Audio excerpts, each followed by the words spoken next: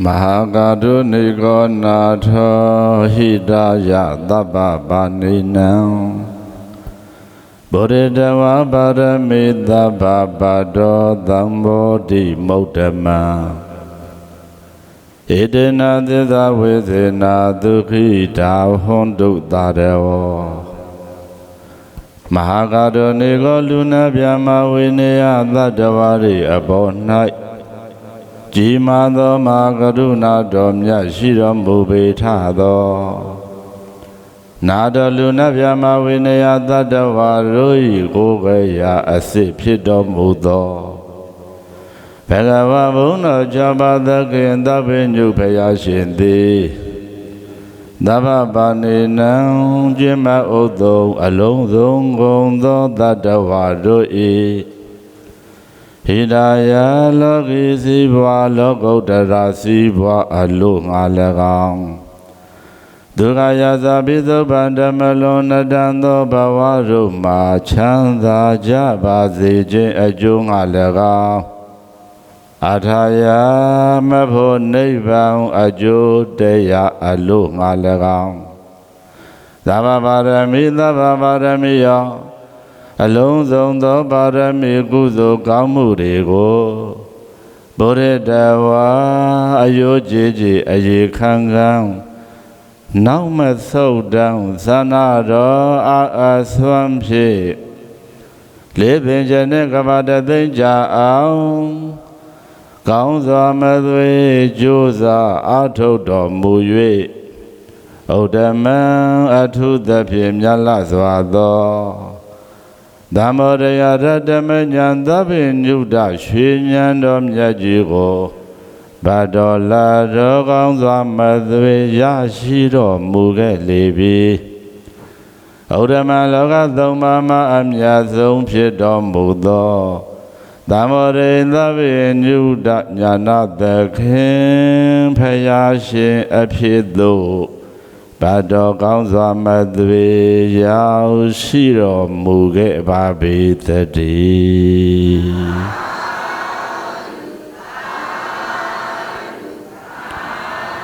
Edena Disa Vedena Ido Topian Homando Disa Dagaja Dareo Dipidaka Magadame Nika Joundaji Joundai Di Taundi Nesanga Nebi Muidugala Akadamaya We Jidu Rashin Dipidaka Dama Banagariga Egama Bandita Egama Ladama Diga Daza Yide Josiaro Peyaji Mida Deya Jimazwa Pye Dipidaka Siado Shin Dumyadu Aboma Chi Miao Song Xiao Do Apye Dipidaka Dara Dama Bana Gadiga Siado Shin Dumyadu E Dipidaka Dama Buddha Lavese Yin Jimba Jayawe Bidaka Dombo Dama Gonego Ayom Buye La Yang Lu Buzo Ja Bidaka Dombo Diado Dego Nayu Jinyo Ja Gondo Alondo Diana Bereda Bong Then Dura Gondo Ne Degwa Alondo Bidadu Yamanang Du Nangandaro Di Dukhida Gosei Nepia Jilenda Yue Piava Meni Jama Jin Chanda Jin Shija Gondi Hondu Pido Muja Vati Gondari Nido Gasa Senya Gavindo Magin We Lum Yao Ja Gondi Le Hondu Pido Muja Vati Gondari Nibeyasa Beyan Gavindo Magin We Lum Yao Ja Gondi Le Hondu Pido Muja Vati Gondari Nido Gasa So Yin Buswe Jin Gojue Ya Jin Asima Bie Jin Do Magin We Lum Yao Ja Gondi Le Hondu Pido Muja Vati Gondari Hondu Yani Gasa Yue နိဗ္ဗာန်ကိုမျက်မှောက်ပြုရတဲ့နောက်ဆုံးဘဝတိုင်အောင်ဝိသစ္စာပံစံသစ္စာလပမလိုဘေးဗျာတွေသည်ဝေကွာကကင်းလို့မှုကျမ်းမာချမ်းသာတော်မူကြပါစေကုန်သတည်း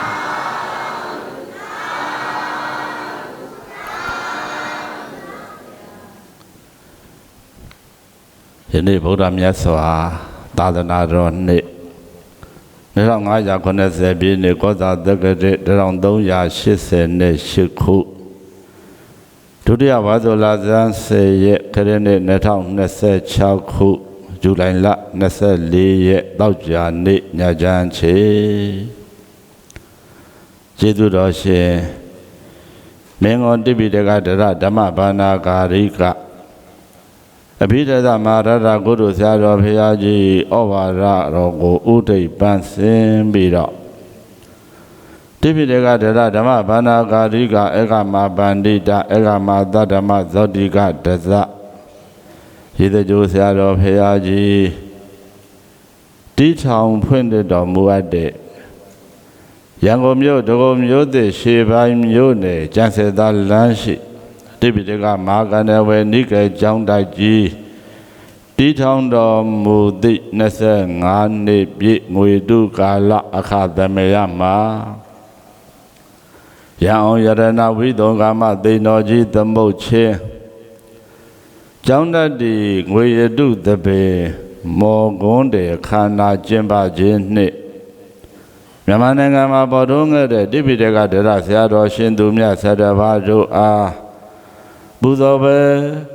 အခမ်းအနားကြီးဆင်ခြင်ကျင်းပပူဇော်ရမှာကျေးဇူးတော်ရှင်ရေတကျော်တိပိဋကဒရဆရာတော်ဘုရားကြီး၏မေတ္တာတရားကြီးမားစွာဖြင့်မိမိရဲ့ညီတော်မိမိရဲ့တပည့်များဖြစ်ကြတဲ့တိပိဋကဒရဓမ္မဘာနာဂါရိကဆရာတော်ရှင်သူမြတ်တေကိုမေတ္တာတရားကြီးမားစွာနဲ့ချီးမြှောက်သောအားဖြင့်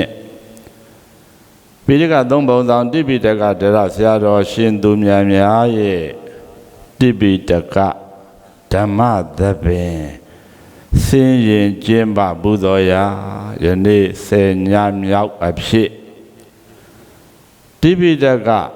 ဓမ္မသဘင်ဆင်းရင်ကျင်းပပူဇော်ရာမှာဟောကြားတော်မူအပ်သောပိဋကသုံးပုံအနှစ်ချုပ်တရားလို့ဆိုရမယ်ကုသိုလ်ဖြစ်အောင်နေကြမယ်တရားတော်ယနေ့ဘုံဘုံဟောကြားပူဇော်ပေးမယ်တရားတော်ကပရိသတ်၏ကုသိုလ်ဖြစ်အောင်နေကြမယ်ဘာတရားပါလေယနေ့စဉ်ကျင်းပတဲ့ဓမ္မသဘင်အားခဲရောက်လာကြတဲ့တရားချစ်ခင်သူတော်စင်များကိုယ်စိတ်နှဖျားကျမ်းမာပြီးတော့ချမ်းသာပါစေအသက်ရှိပြီးတော့အနာရောဂါတွေကင်းဝေးပါစေလူရဆန္ဒတွေပြည့်စုံကြပါစေအလုတ်ကံတွေလည်းကောင်းကြပါစေအယောင်းဝယ်တွေလည်းအစဉ်ပြေကြပါစေကိုယ်ဤကျမ်းမာခြင်းစိတ်ဤချမ်းသာခြင်းတို့နှင့်လည်းပြည့်စုံကြပါစေကျမ်းကျမ်းမာမာချမ်းချမ်းသာသာနဲ့နေနိုင်ကြပါစေကျမ်းကျမ်းမာမာချမ်းချမ်းသာသာနဲ့နေနိုင်ပြီးတော့မိမိတို့ရဲ့ဆိုင်ရာလုပ်တွေကိုလည်းကြိုးစားပြီးတော့လုပ်နိုင်ပါစေယခုလိုပဲကုသိုလ်ဖြစ်အောင်ကြိုးစားပြီးတော့နေနိုင်ကြပါစေလို့မေတ္တာများပို့သပေးရင်ဖြင့်ဓမ္မသဘင်စတင်ကြပါစို့ဘုံညင်စေပုရိသောဂိရာနံဘုဏဘုဏံဓမ္မိသန္တံဂိရာထဒုက္ခပုညတဩစေယောဘေကဝေចេတจิตသမီးတို့မမသာသနေငါဖရာရဲ့အဆုံးအမသာသနာတော်တွင်မှာဗောရေသောမိတိနေထိုင်ကြတဲ့အမျိုးကောင်းသားအမျိုးကောင်းသမီးအပေါင်းသည်ဘ ဘုံညာမိစင်းရဲကိုပဲဖြောင်းနိုင်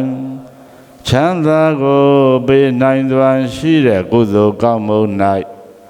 ဇန္တံဂရိရာထကုသိုလ်ဖြစ်အောင်နေမယ်လို့စေကူ၍ကြံစည်၍နေကြကုန်ရ၏ဘုံညာစင်းရဲကိုပဲဖြောင်းနိုင်ချမ်းသာကိုပေးနိုင်စွာရှိတဲ့ကုသိုလ်ကောင်းမှုကိုဂိရာထကြိုးစား၍ပြုလုပ်စီဖို့အထုတော်မူကြကုန်ရ၏နတ်တော်စင်ရဲ့ကိုပဲပြောင်းနိုင်ချမ်းသာကိုပေးနိုင်စွာရှိတဲ့ကုသိုလ်ကောင်းမှုကိုပုဏ္ဏတစ်ကြိမ်ပြီးတစ်ကြိမ်ဂိရာထဆက်၍ကြိုးစားအထုတော်မူကြကုန်ရ၏ကလမဘေကြောင့်နေဟုမူ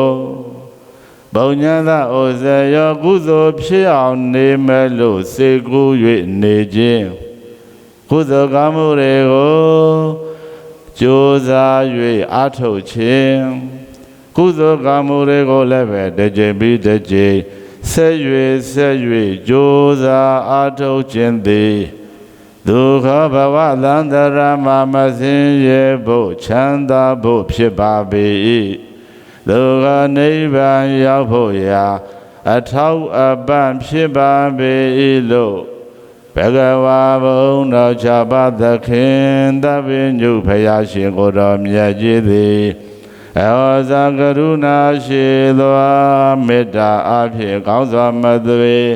ဟောကြားတော်မူခဲ့ပါပေသတည်း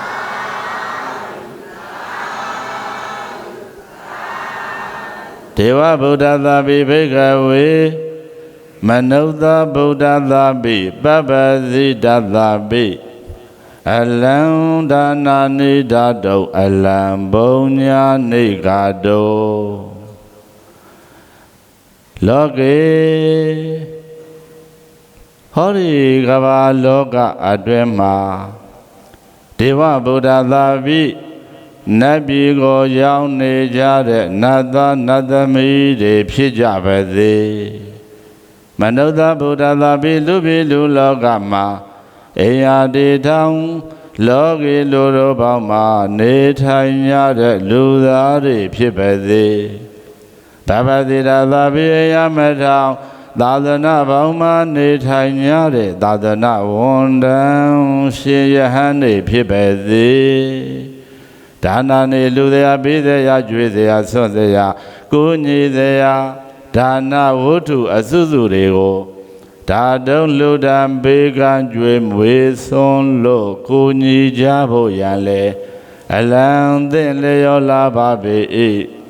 ဘုံညာနေသီလသမာဓိပညာကျင့်ပွဲရာကုသိုလ်ကောင်းမှုတွေကိုလည်းကာတုံ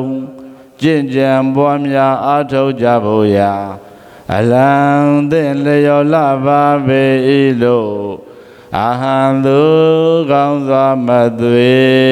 မိတ်ဆိုတော်မူကြပါပေကုန်သတည်း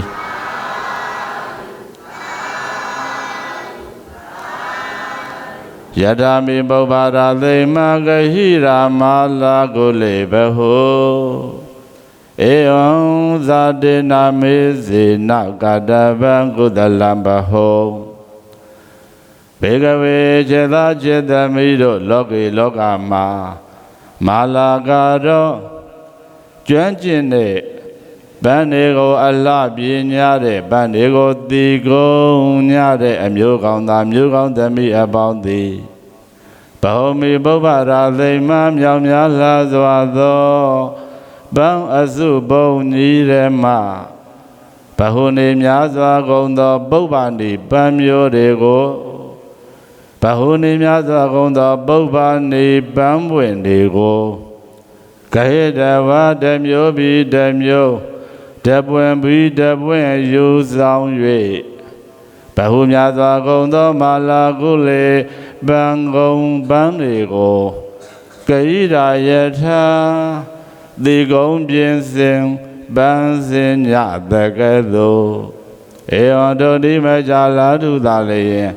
ဇာတိနာမေသေနာကြောင့်ကျိုးသိမြင်ဉာဏ်မျောမြင်ရှိတဲ့မျိုးကောင်းသားမျိုးကောင်းသမီးအပေါင်းသည်လေဘဟုများစွာသောဘုံဉာဏ်ကုသိုလ်ကောင်းမှုကိုဘဟုဆုံးလင်းစွာဘုံဉာဏ်ကုသိုလ်ကောင်းမှုကိုကတ္တဗံပြုလုပ်တဲ့ပြုလုပ်တိုက်တဲ့ရေလို့ဘဂဝါဘုံတော်၆ပါးသခင်သဗ္ဗညုဘုရားရှင်သည်အဝဇာကောင်းစွာမသွေဟောကြားတော်မူခဲ့ပါပေသတည်း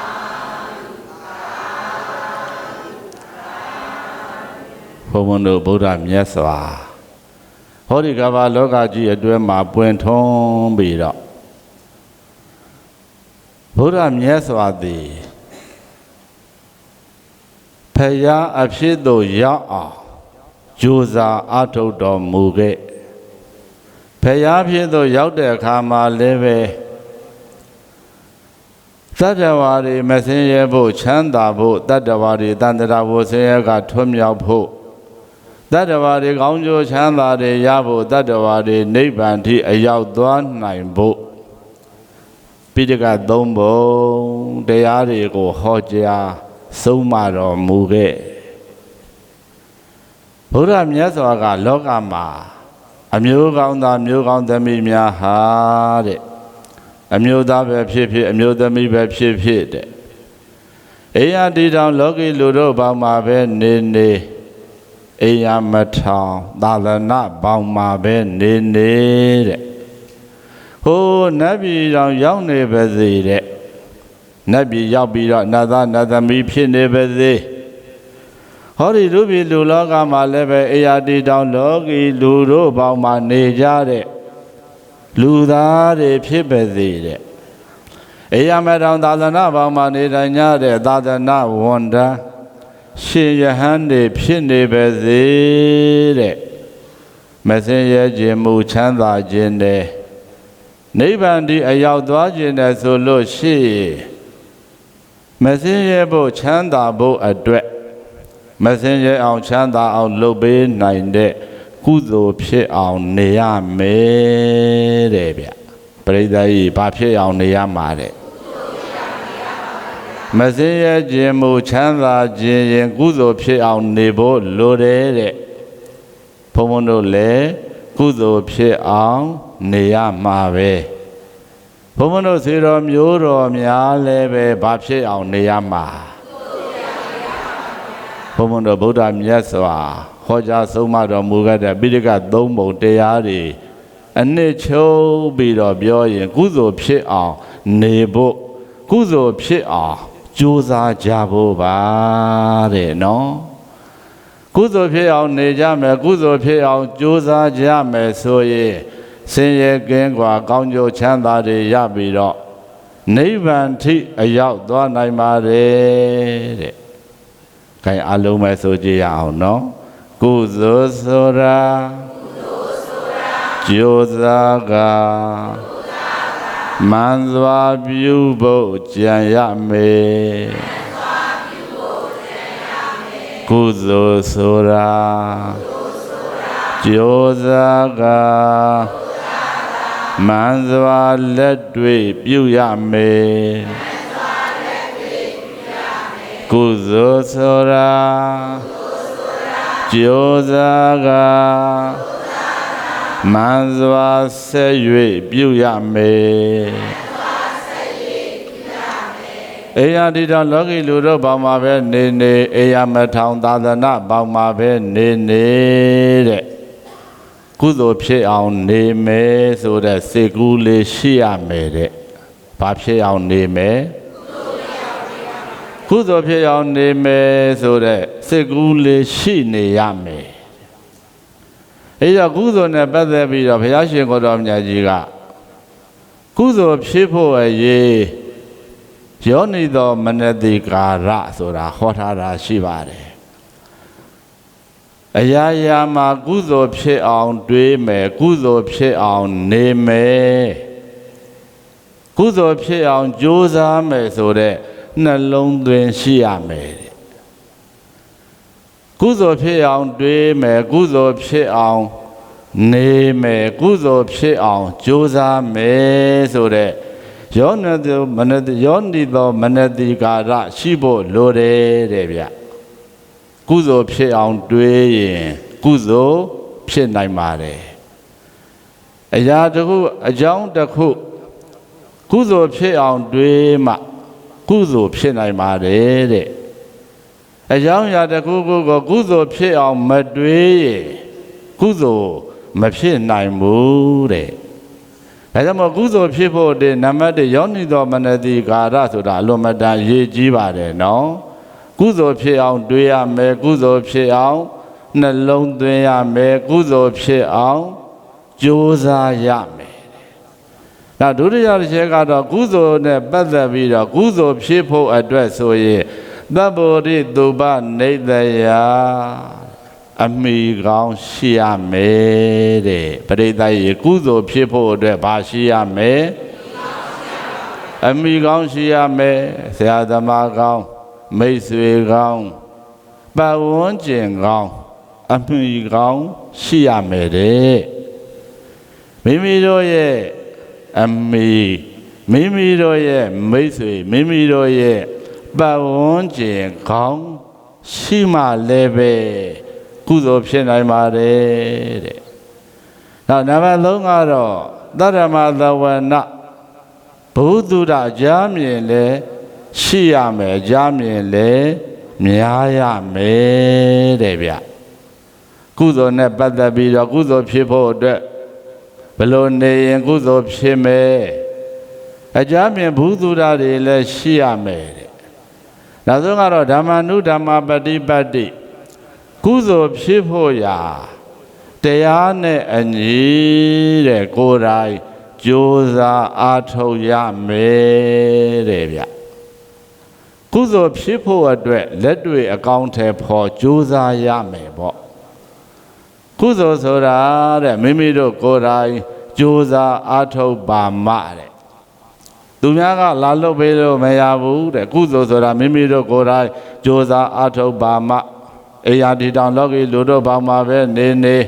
ဘုံဘုံတို့လိုအေယာမထောင်သာသနာဘောင်မှာပဲနေကုသိုလ်ဖြစ်ဖို့အတွက်တော့ကိုယ်တိုင်ကြိုးစားမှရမယ်ဘုရားရှင်ကိုတော်မြတ်ကြီးကဒါကိုအရိကဟောကြားတော်မူတယ်ဆုံးမတော်မူတယ်ဒါကြောင့်ဘုရားရှင်ကိုတော်မြတ်ကြီးကကုသိုလ်နဲ့ပတ်သက်လာရင်ကုသိုလ်ဖြစ်ဖို့အတွက်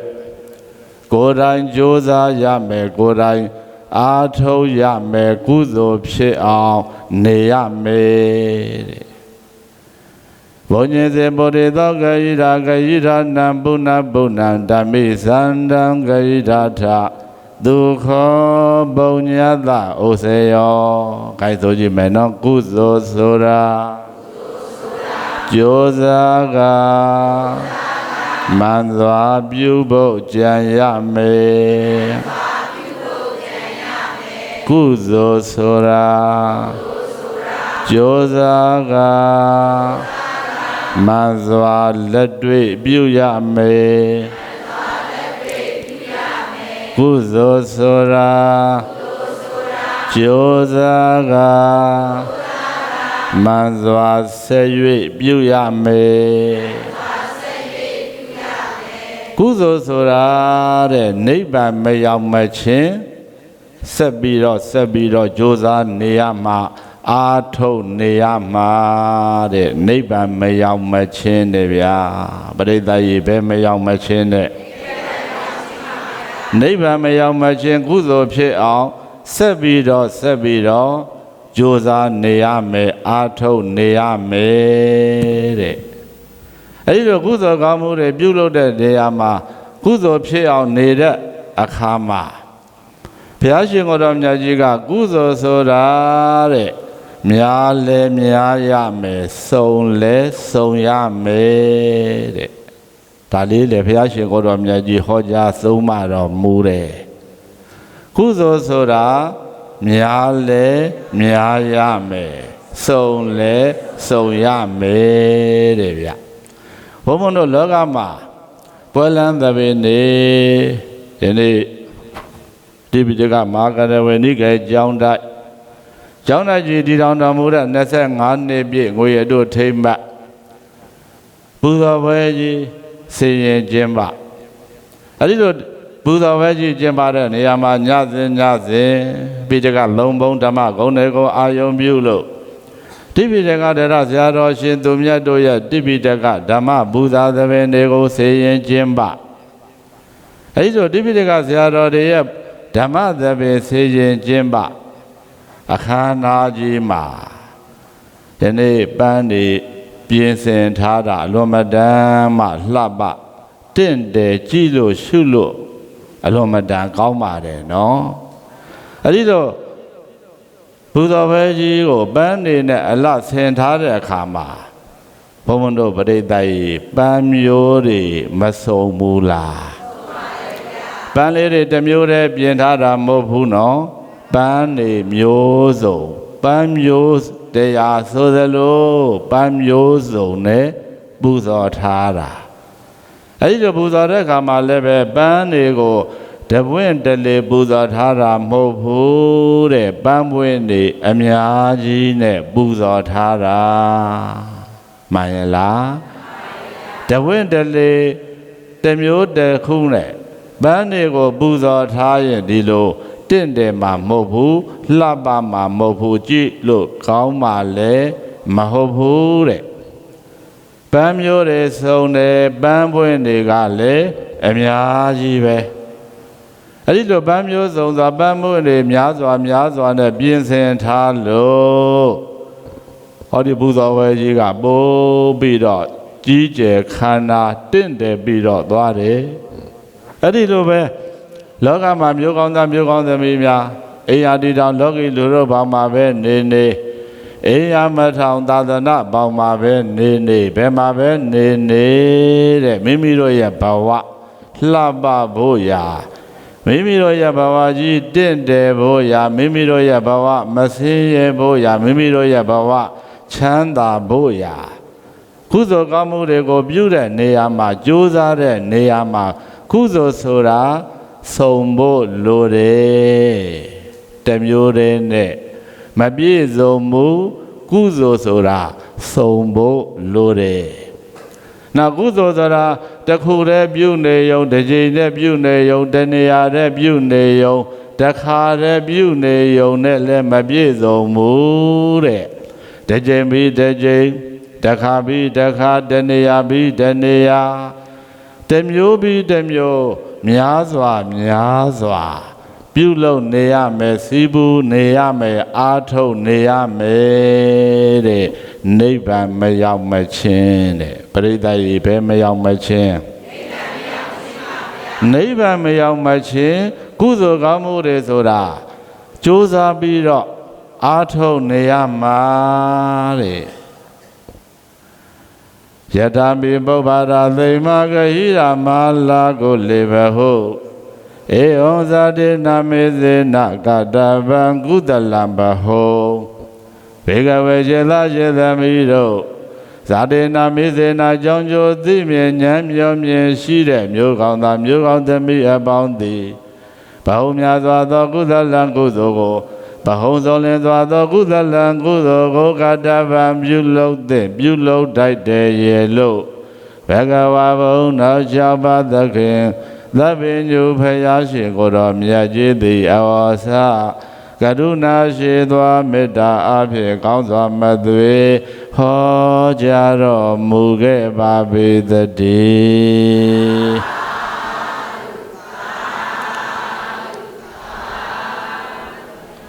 ဘဝနဝတ္တအာထာယဥပေသန္တိတထာဂတာ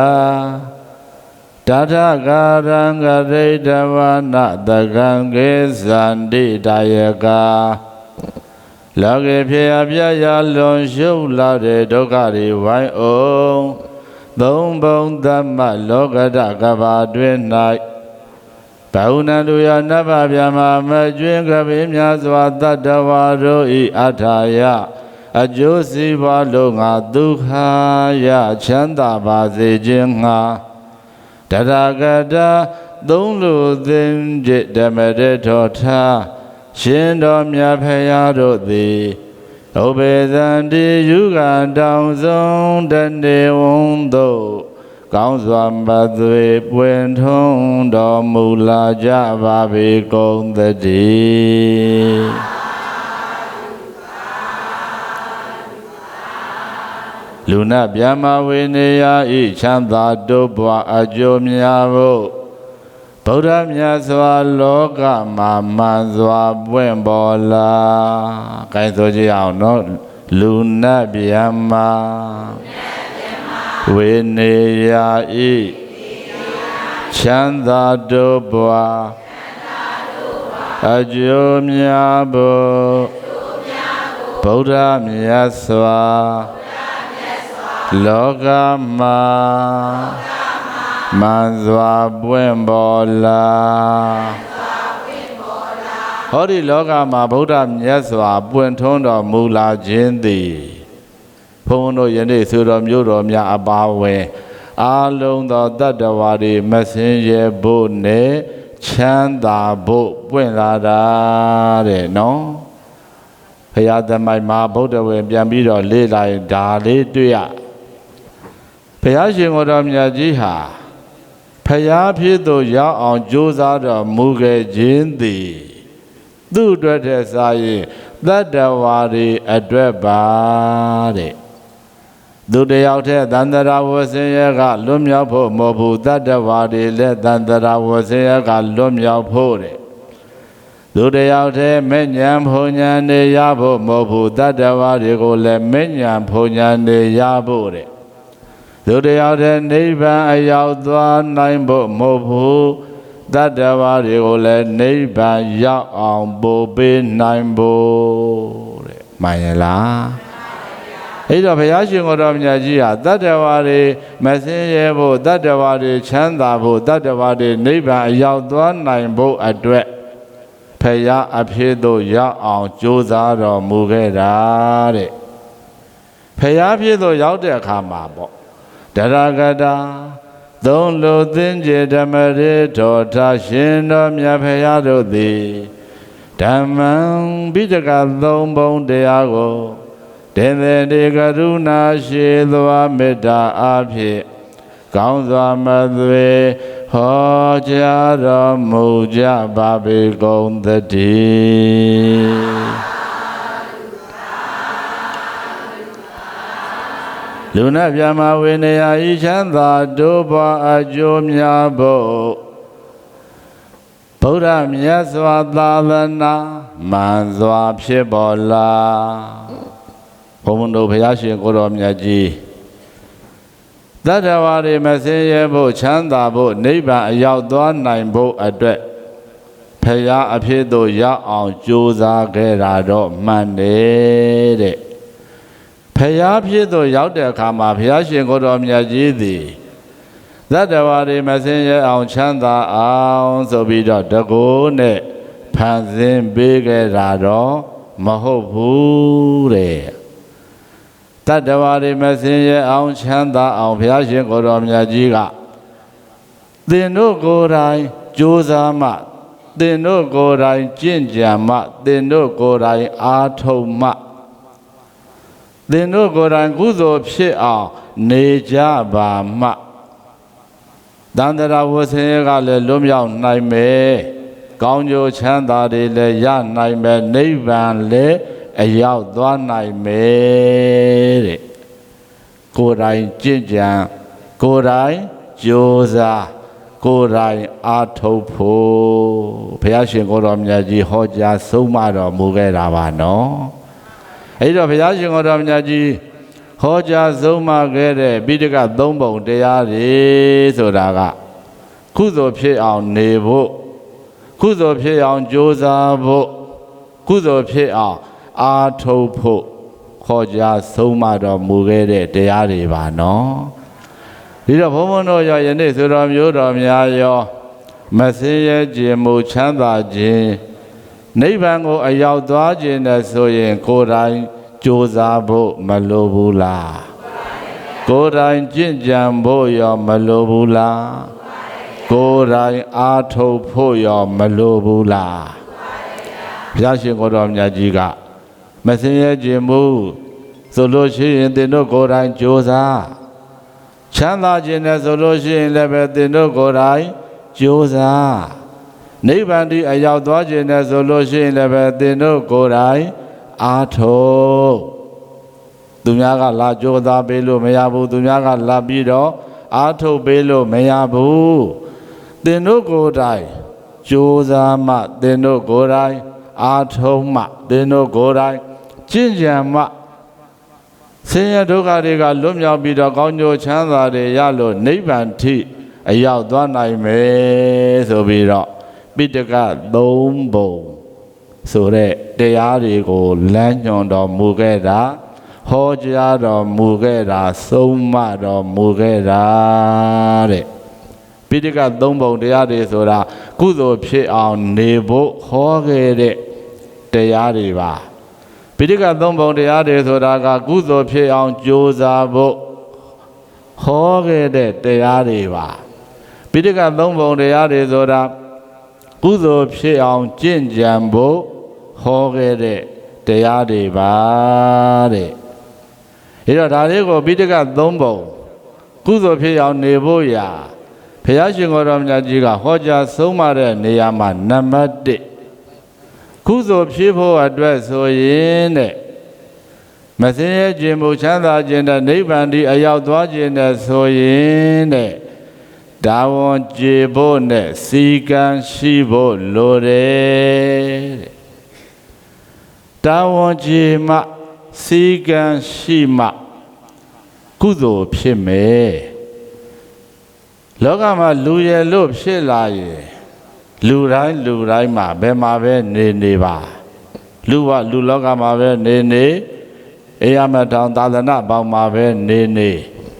လူရယ်လို့ဖြစ်လာရင်လူတာဝန်နေဆိုတာရှိတယ်တဲ့ပရိသတ်ကြီးမရှိဘူးလားအဲ့ဒီလူတာဝန်နေကြည်ပြွန်ဖို့လိုတယ်တဲ့နောက်ပြီးတော့လူရယ်လို့ဖြစ်လာရင်လိုက်နာရမယ့်စည်းကမ်းတွေဆိုတာလည်းရှိတယ်တဲ့လူရယ်လို့ဖြစ်လာရင်လိုက်နာရမယ့်စည်းကမ်းတွေကိုလည်းလိုက်နာရမယ်တဲ့ဒါဝန်ကျေရင်ကုသိုလ်ဖြစ်မယ်စည်းကမ်းနေလိုက်နာရင်လည်းကုသိုလ်ဖြစ်မယ်အဲ့ဒါကိုသီလ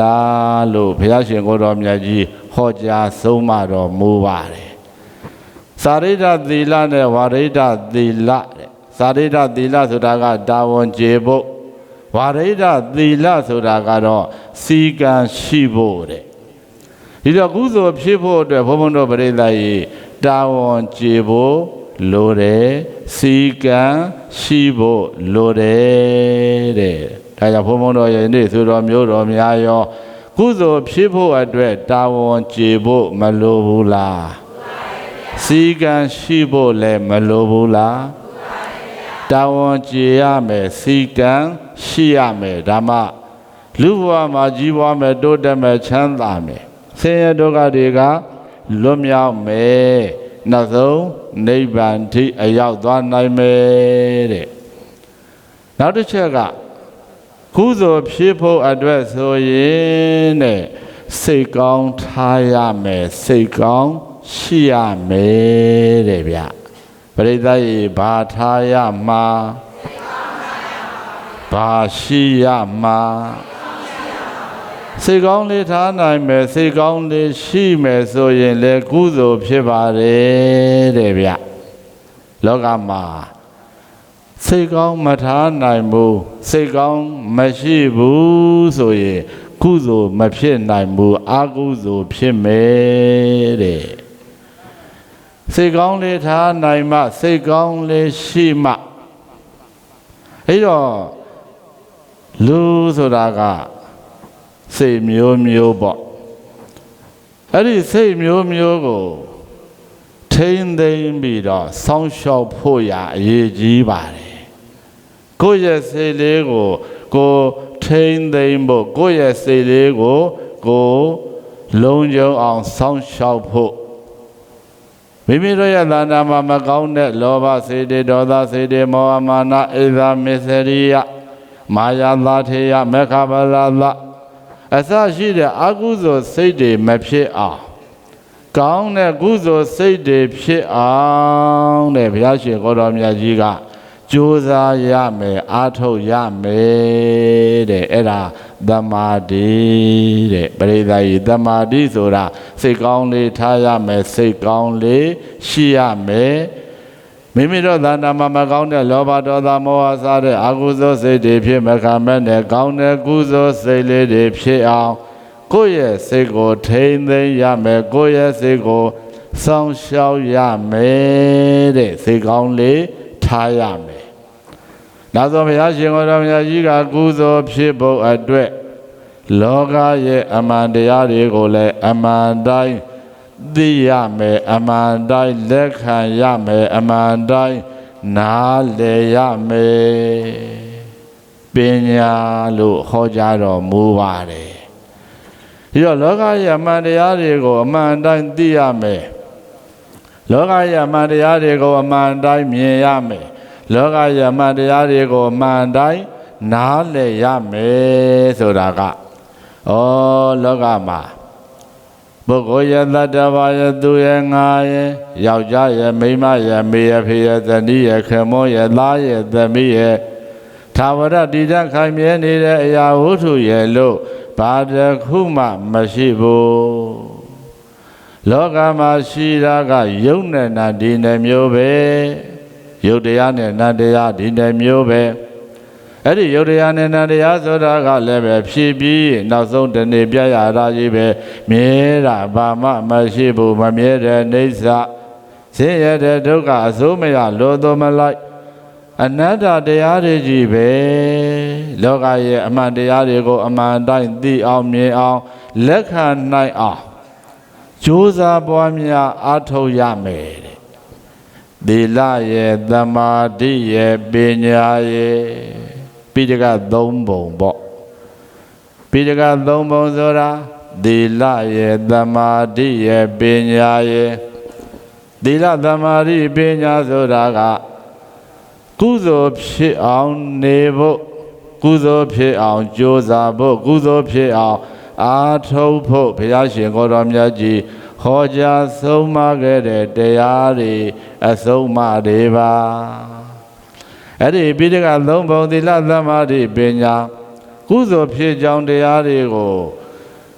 မိမိတို့ကိုယ်တိုင်ကြိုးစားပွားများအားထုတ်ကျင့်ကြံပါမှာတဲ့ဆင်းရဲဒုက္ခတွေကလွတ်မြောက်နိုင်တယ်ကောင်းကျိုးချမ်းသာတွေရနိုင်တယ်နောက်ဆုံးနိဗ္ဗာန်ထိအရောက်သွားနိုင်မယ်လို့ဘုရားရှင်ကိုယ်တော်မြတ်ကြီးဟောကြားဆုံးမတော်မူခဲ့တာပါနော်ဒါကြောင့်ဘုန်းဘုန်းတို့ရောယနေ့ဆိုတော်မျိုးတော်များရောအားလုံးပေါ့အေယာတိတောင်လောကီလူတို့ပေါင်းမှာပဲနေနေအေယာမထောင်သာသနာပေါင်းမှာပဲနေနေကုသိုလ်ဖြစ်ကြောင်းသီလသမာဓိပညာပိဋကသုံးပုံတရားတွေကိုကိုယ်တိုင်ကြိုးစားဖို့မလိုဘူးလား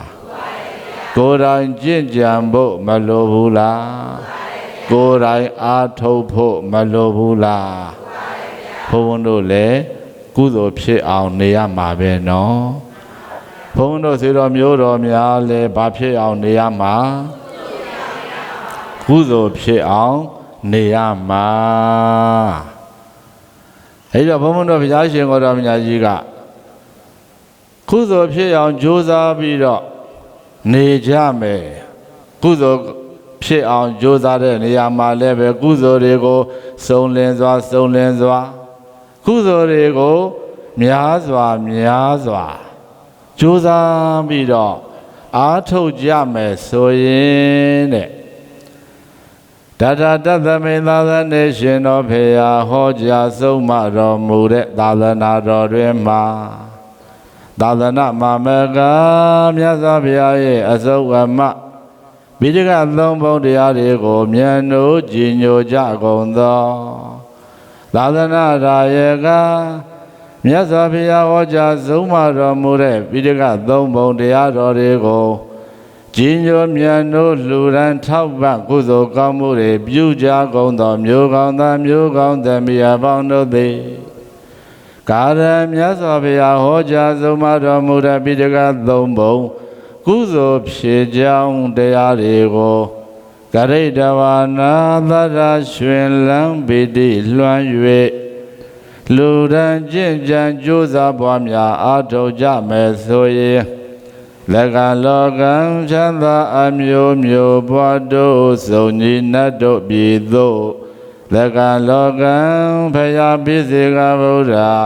အရိယာသူတော်ကောင်းတို့ပြောစံရမှန်ဒုက္ခခတ်သိမ်းချုပ်ငြိမ်းရာနိဗ္ဗာန်သို့ကေဇံဒီကိလေသာယံတသိမ့်ပလံခွင်၍ထင်လင်းသေးချာ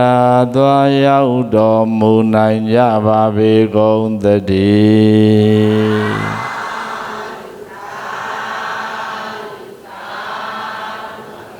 ပိုင်အလုံးမဲ့လက်စုံမဲ့ရှင်တော်မိတ်မာသာသနာဝေဖြာဖြာပုံညပြုလုပ်ကြ၍မြတ်လာဧကံပြည်နိဗ္ဗာန်ဝိသမြတ်တာရှင်တော်မိတ်မာသာသနာဝေဖြာဖြာပုံညပြုလုပ်ကြ၍မြတ်လာဧကံပြည်နိဗ္ဗာန်ဝိသမြတ်တာဤကဲ့သို့ဗုဒ္ဓမြတ်စွာဟောကြားဆုံးမတော်မူအပ်တဲ့ပိဋကသုံးပုံသီလသမာဓိပညာကုသိုလ်ဖြစ်ကြောင်းတရားတွေကိုကျင့်ကြံပွားများရိုးစားအားထုတ်နိုင်ကြသဖြင့်အေယံဒီတော်လောကီလူတို့ဘာမှနေကြတဲ့လူသားတွေဖြစ်ပါစေအေယံမထောင်သာသနာပေါင်းမှနေထိုင်ကြတဲ့သာသနာဝန်ထမ်းရှင်ရန်တွေဖြစ်ပါစေဟိုနတ်ပြည်ရောက်နေကြတဲ့နတ်သားနတ်သမီးတွေဖြစ်ပါစေကုသိုလ်ဖြစ်အောင်ကြိုးစားနိုင်ကြသဖြင့်ကုသိုလ်ဖြစ်အောင်ကျင့်ကြံပွားများအားထုတ်နိုင်ကြသဖြင့်ဆင်းရဲကင်းကွာကောင်းကျိုးချမ်းသာတွေရရှိလို့နိဗ္ဗာန်ကိုအရောက်သွားနိုင်ကြပါစေကုန်သတည်းဟုပတ္ထနာအောင်စုပြုလိုက်ကြကုန်ရသတည်း